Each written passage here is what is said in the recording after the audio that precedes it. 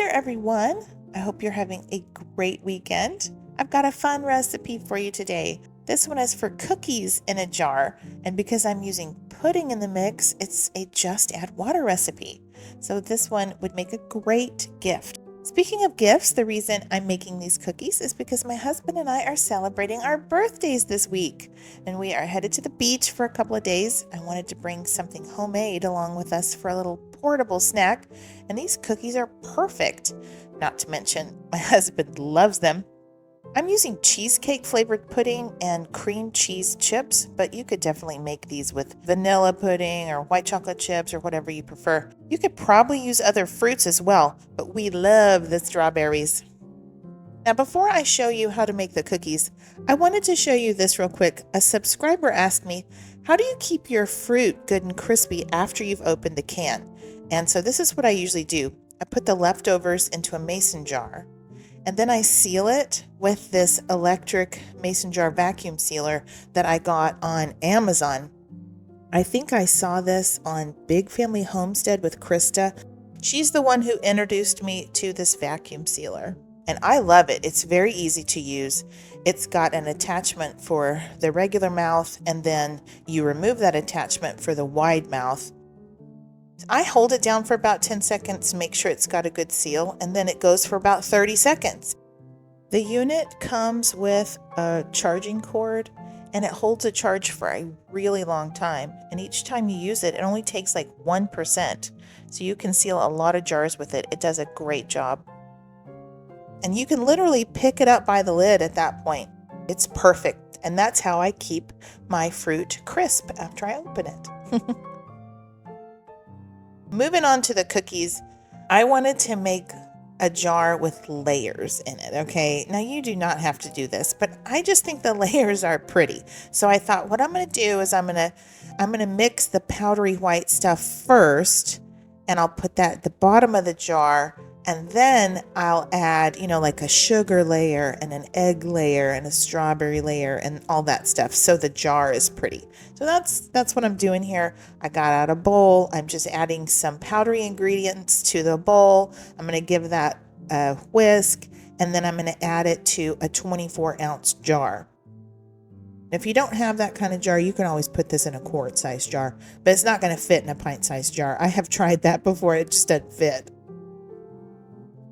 I put the flour, etc. at the bottom. Here comes the sugar layer, and you can just kind of pat it down to get it to fit. And there go the eggs. I have pulsed the strawberries in the blender to make kind of a strawberry powder. There's some chunks and some powder in there. And I took out 1 tablespoon of the powder, put it in a baggie, and added some sugar to that. That's going to be the coating that goes on the outside of the crinkle cookies. Then you can just add the rest of the strawberries, the blended strawberries, to the jar, and then put the chips on the top. And I put a third of a cup of the chips. You can add as many chips as will fit. And then the baggie goes on the top. You can get an oxygen absorber in there if you like. Yeah, I think this would make a great gift. What you could do is, if you give this as a gift, I think it's a perfect gift because it's a just add water recipe. You could just include the baking instructions on the tag. All right, and here are your baking instructions.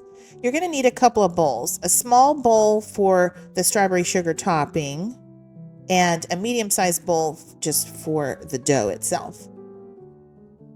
You can empty the contents of the jar into the bowl, and I went ahead and stirred it up really good because I did those layers. It's ready. You can just add water. Now, I started with a third of a cup of water, and then I ended up adding 1 tablespoon in addition to that. You just kind of have to see.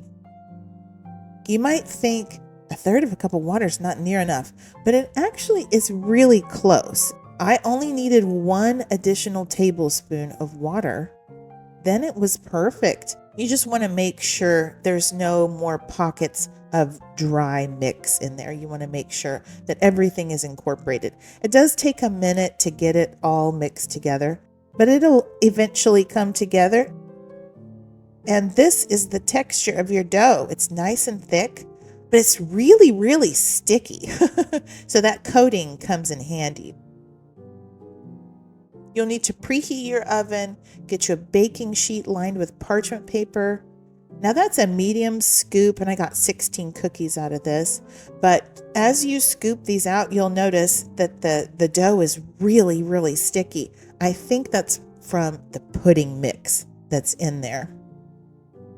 I first saw a cookie recipe that included pudding mix on the Thrive Life website, I think. I think it was Chef Todd that had a chocolate chip cookie recipe using Thrive ingredients and a pudding mix, and it made it a just add water recipe. And I thought, oh, that's brilliant. I want to try that.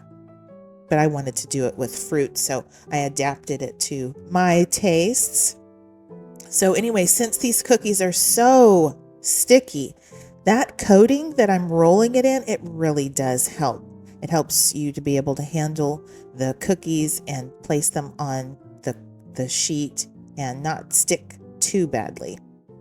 All right, you'll cook those for about 15 to 20 minutes. I cooked mine for 20 because I like my cookies on the done side. I know that's probably not a popular opinion, but that's how I prefer them.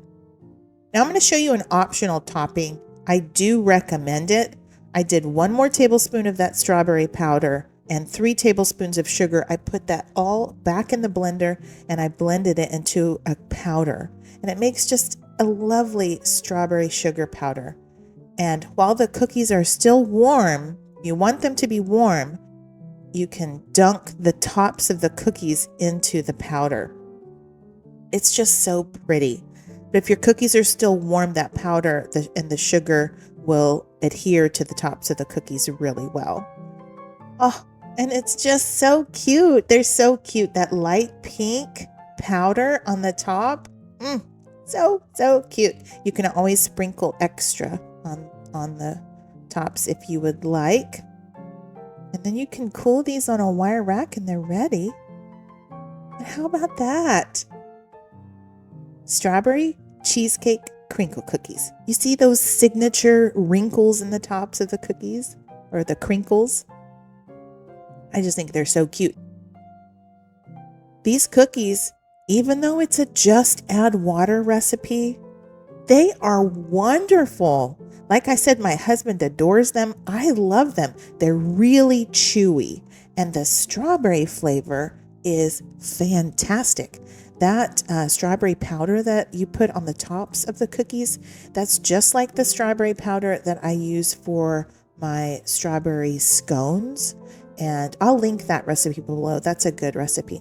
But anyway, it is so yummy on the outside of these cookies as well. And see that really nice chewy texture and the cream cheese chips on the interior? They're so good.